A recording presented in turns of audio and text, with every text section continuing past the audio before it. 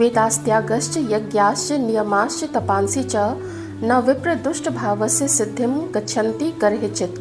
मनुस्मृति के अध्याय 2 के इस श्लोक के अनुसार मनु जी कहना चाह रहे हैं कि जो व्यक्ति ज्ञान अर्जित कर लेता है, जिसके पास ज्ञान है, जिसके पास वेदों का ज्ञान है, शास्त्रों का ज्ञान है, ग्रंथों का ज्ञान है तो, लेकिन उसका जो स्वभाव है वो घमंडी या अहंकारी व्यक्ति सा है।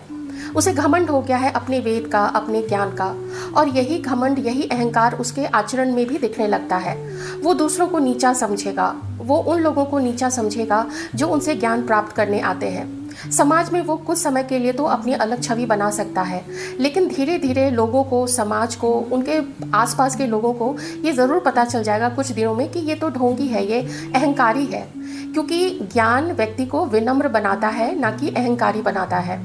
कुछ सोचकर ही उसे वो ज्ञान देने के लिए चुना गया था, कुछ सोचकर ही उसने वेदों का, शास्त्रों का अध्ययन किया था, ना कि दूसरे को नीचा दिखाने और छुप छुप के अपने अंदर की कुटिलता को वो दूसरों के ऊपर थोपे। तो ऐसे व्यक्ति ढोंगी होते हैं और व्यभिचारी होते हैं।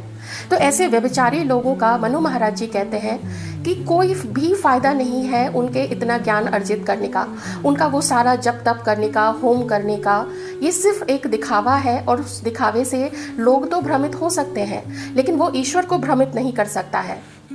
ज्ञान प्राप्त किए हुए ऐसे अहंकारी, ऐसे दुष्ट व्यक्ति के लिए उसके ज्ञान का कोई भी महत्व नहीं है, उसका ज्ञान छीन हो जाता है बहुत ही जल्दी।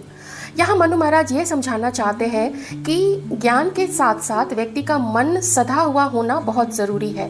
केवल दिखावे के लिए की गई पूजा पाठ, मंत्र जाप, यज्ञ हवन इत्यादि का कोई भी अर्थ नहीं होता है, उसका कोई भी फल उस व्यक्ति को नहीं प्राप्त होता है। ऐसी व्याख्या कर मनु महाराज जी ये संदेश देना चाहते हैं कि बाहरी विषयों और दिखावे से अधिक महत्वपूर्ण व्यक्ति का इंद्रियों के ऊपर नियंत्रण होना ज़्यादा महत्व रखता है। व्यक्ति के शुद्ध मन को इंद्रियों का स्वामी होना चाहिए, न कि दास। व्यक्ति का चरित्र अच्छा हो, वो विनम्र हो, तभी उसे उसके पूजा पाठ, होम का पूरा फल मिल पाता है, या कहें कि फल मिल पाता है, अन्यथा सब व्यर्थ है।